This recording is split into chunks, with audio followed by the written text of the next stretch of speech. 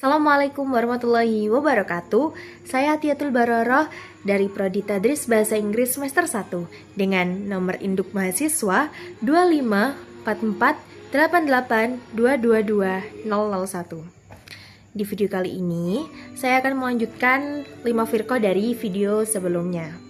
Yakni dari 5 firqah yang akan saya jelaskan itu yang 4 itu merupakan firqah minor. Maksudnya bagaimana? Jadi firqah minor yang masing-masing tuh ya udah satu firqah gitu. Yang tadi kan sebelumnya itu ada sub firqahnya 20 firqah, 5 firqah gitu. Tapi ini yang keempat ini, yang 4 ini itu merupakan firqah minor. Yang pertama ada firqah Bagariyah. Ini merupakan firqah dengan pengikut terbatas dan dikenal dengan pandangan teologis dan menyimpang dan tidak berkembang luas. Pandangannya itu tidak berkembang luas. Kelompok ini tuh pandangannya itu ekstrim tentang iman dan sifat Allah, itu ekstrim kelompok Bakariyah ini. Kemudian yang ketujuh ada firqah Dororiyah. Kelompok ini pengikut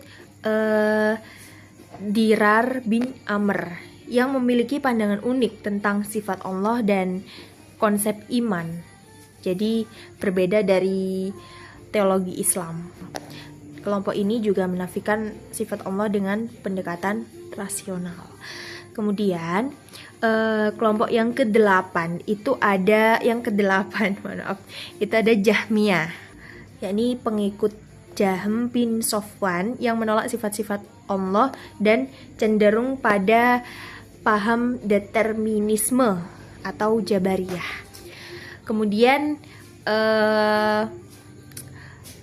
yang ke-9 itu firqah Karomiyah, yakni kelompok yang dikenal dengan pandangan tajsim atau menyerupakan Allah dengan makhluk dalam memahami sifat-sifat Allah. Dia seperti yang menyerupakan Allah dengan makhluk lah, seperti itu. Kemudian yang 10 itu Ahlus Sunnah wal Jamaah yang merupakan firqah ke-73. Golongan ini tuh berpegang teguh pada Al-Quran, Sunnah Nabi, hadis Nabi gitu, serta pemahaman para ulama-ulama, para sahabat Nabi, tabi'in, mohon maaf. Dan dalam hadisnya juga Aswaja ini dikatakan golongan yang selamat dari ke-73 golongan tersebut. Ini satu-satunya yang selamat. Jadi firqah Aswaja ini atau Ahlus Sunnah wal Jamaah itu satu-satunya firqah yang disebutkan oleh Nabi Muhammad sebagai firqah ahli surga. Kemudian kriterianya itu menjadikan Al-Quran dan Sunnah itu sebagai sumber dasar syariat Islam, sumber pokok syariat Islam. Kemudian memahami syariat Islam dari sumber Al-Quran dan Sunnah itu melalui sanad kepada para sahabat Nabi dan sanad 2 generasi setelah Nabi seperti tabi'in, para ulama-ulama seperti itu. Jadi kemudian memahami Al-Quran dan hadis itu cara menyeluruh dan dengan berdasarkan kaidah-kaidah yang teruji ketepatannya. Jadi tidak kaleng-kaleng, apa ya bahasanya, yang benar, kebenarannya itu bisa dibuktikan gitu. Maksudnya kebenarannya itu tepat gitu. Jadi bukan memahami dari yang asal-asalan seperti itu. Jadi yang ada sumbernya, yang sumbernya itu jelas. Kemudian kelompok Aswaja juga melaksanakan syariat secara kafah. Tanpa kafah itu komprehensif, menyeluruh tanpa meninggalkan sebagian yang lain. Jadi seimbang lah seperti itu.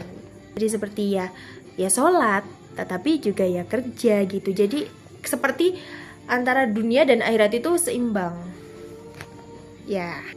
Terus memahami dan mengamalkan syariat Islam itu secara tawasud, moderat. Jadi tidak berat kanan, tidak berat kiri. Jadi apa ya, tengah-tengah. Kemudian kelompok ini juga menghormati perbedaan pendapat tentang dalam masalah ijtihadnya itu, dan tidak mengklaim bahwa pendapat kita itu paling benar gitu, dan tidak meremehkan pendapat yang lain, dan mereka bersatu tolong menolong dan dalam berpegang teguh syariat Islam. Kemudian kelompok ini juga melaksanakan amar ma'ruf nahi mungkar serta mengakui keadilan para sahabat, menghormati dan menolak keras menghina. Jadi kelompok ini tuh tidak menghina, apalagi menuduh kafir, tidak mudah mengkafirkan pihak lain.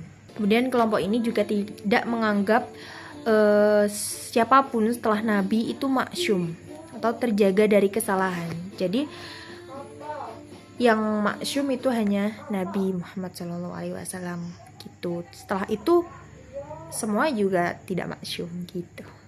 Nah, itu tidak gampang menuduh kafir dan apa ya, lebih ke menghindari hal-hal yang menjadikan permusuhan. Lalu menjaga ukhuwah terhadap sesama mukmin, saling tolong menolong, menyayangi, menghormati, dan tidak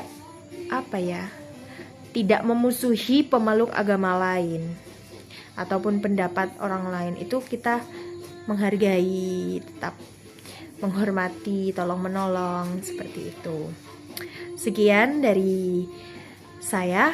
Kurang lebihnya mohon maaf. Wassalamualaikum warahmatullahi wabarakatuh.